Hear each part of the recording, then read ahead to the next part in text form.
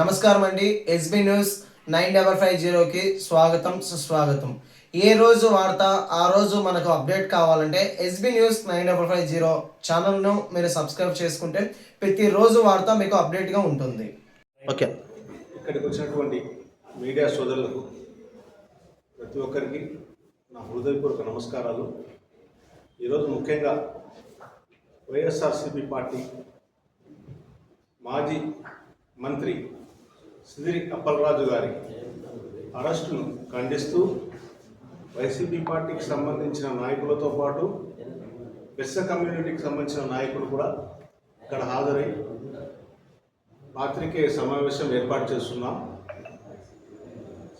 సిదిరి అప్పలరాజు అనే వ్యక్తి పలాసలో ఒక డాక్టర్గా ఉండి అతను ప్రజలకు సేవ చేస్తున్నాడని గమనించి మా జగన్మోహన్ రెడ్డి గారు ఇతనైతే అక్కడ ఉన్నటువంటి బెస్స కమ్యూనిటీ ఓట్ బ్యాంక్ ఎక్కువ ఉంది, వాళ్ళకు మేలు చేయగలిగే వ్యక్తిని గ్రహించి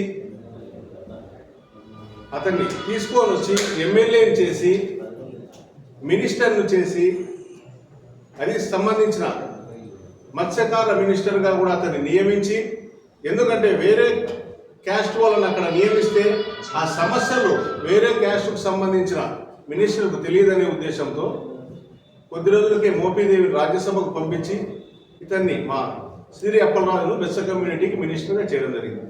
అతను వచ్చిన తర్వాత కూడా ప్రక్షాళన చేసి వాళ్ళ కమ్యూనిటీకి రావాల్సినటువంటి నిధులు ఏమేమి ఉన్నాయో వాళ్ళకు మంచి ఏ విధంగా జరుగుతుందో ఆలోచించి ఆ మంచిని స్వయంగా వాళ్ళ బెస్స కమ్యూనిటీకి సంబంధించిన మత్స్యకారులకు అందరికీ అందే విధంగా సహాయం చేయడం జరిగింది. ఇప్పుడు ఉన్నటువంటి పరిస్థితుల్లో బీసీకి సంబంధించిన ఒక వ్యక్తిని అరెస్ట్ చేయడం అనేది చాలా దారుణం. ఇది జరుగుతూనే ఉంది. నిరంతరం బీసీ మినిస్టర్ను, బీసీ ఎమ్మెల్యేను, బీసీ చిన్న లీడర్ల దగ్గర నుంచి జైల్లోకి పంపించడం ఆనవాయితీగా పెట్టుకున్నారు టీడీపీ మరియు కూటమి ప్రభుత్వం. ముఖ్యంగా మేము బండి తోలుతా నా కొడుకు, మా తమ్ముని కొడుకు, నా తమ్ముడు, నా మేనమామ కొడుకు, లేక మీ తమ్ముడు, మీ మేనమామ కొడుకు, నీకు సంబంధించిన బంధువు ఎవరన్నా పొరపాటున యాక్సిడెంట్ జరిగితే చేస్తే మనం ఏం చేస్తాము? వానికి సపోర్ట్ చేసి అవతల ఉన్నటువంటి కుటుంబంతో మాట్లాడి ఏదైనా పరిష్కార మార్గం ఏర్పాటు చేసే విధంగా ప్రయత్నం చేస్తాం. ఈడ ఏం జరుగుతుంది? ఆ తండ్రి, ఆ కొడుకు యాక్సిడెంట్ చేయడం వల్ల హాస్పిటల్కి వెళ్ళి వాళ్ళతో పరామర్శించి మాట్లాడడం వల్ల కుట్రపూరితంగా సిదిరి అప్పలరాజు గారే వాళ్ళ కుమారుడితో వాళ్ళను బైక్తో గుద్ది చంపమనే ప్రయత్నం చేసినారని 105 సెక్షన్ మెన్షన్ చేసి కేసు ఫైల్ చేశారు.